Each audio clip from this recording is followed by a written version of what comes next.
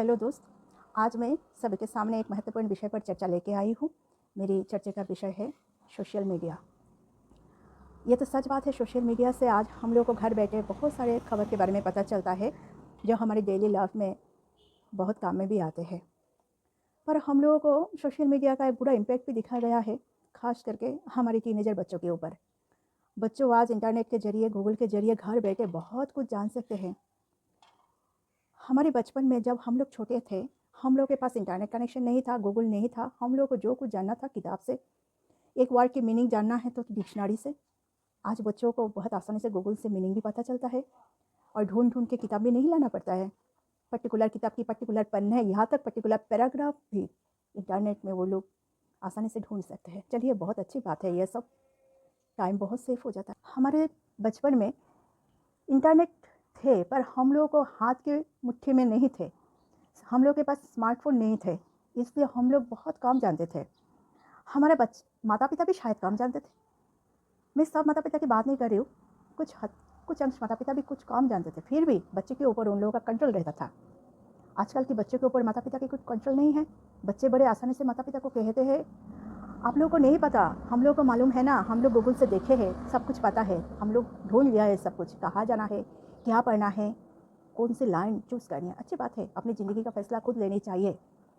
पर हम लोग का इंडिया का जो हालत है, हमारे देश की जो हालत है, उस हालत को देखते हुए क्या यानी ऐसे नहीं लगता कि बच्चों को थोड़ा माँ बाप से भी अटैच रहना चाहिए?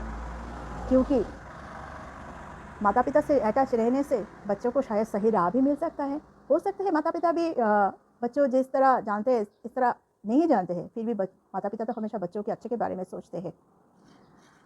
क्योंकि अभी भी इस बारे में हम लोग चिंतन नहीं करेंगे तो आगे जाके वो एक भारी भरकम पहाड़ जैसा हमारे सर पर टूट पड़ेगा।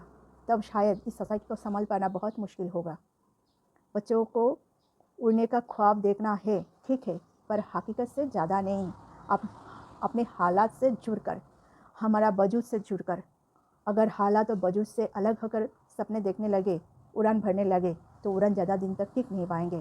तो क्या होगा, बच्चों के ऊपर डिप्रेशन आके हावी होगा और उस डिप्रेशन के ज़रिए सिर्फ बच्चा नहीं, उस बच्चे की परिवार या और माता पिता की ज़िंदगी भी तबाह हो जाएगा। तो अब यही बात है चर्चा की कि हम लोगों को अब कुछ जल्दी से जल्दी इस गंभीर विषय पर चिंतन करनी है और किस तरह बच्चों को गूगल से इंफॉर्मेशन कलेक्ट करके उन्हें क्या ख्वाब जो देखते हैं उसे रोकना चाहिए, उस विषय पर चर्चा करनी है। इंटरनेट तो ज़रूरी है क्योंकि कोरोना पेंडेमिक के दौरान ऑनलाइन क्लासेस चालू हो गई है। कोरोना पेंडेमिक तो ख़त्म हो गई है, फिर भी ऑनलाइन क्लासेस होते रहते हैं। ऑनलाइन स्टडी मटेरियल भी स्कूल कॉलेजेस बच्चों को भेजते हैं। तो इंटरनेट की तो ज़रूरत होगा, स्मार्टफोन, टैब और लैपटॉप का ज़रूरत तो होगा ही, पर उन लोगों को थोड़ा लिमिटेशन देना चाहिए। बच्चों को वो समझना है, एज ए गार्जियन माता पिता को ये समझाना है, जो बच्चों जितना ज़रूरत है उतना ही इंटरनेट से जुड़े रहो। अपनी ज़िंदगी को इंटरनेट में इतना ना ढकेल दो तो ताकि वो जाके फ्यूचर में आप लोगों का नुकसान कर दे। मेरी चर्चा का विषय आज यही था।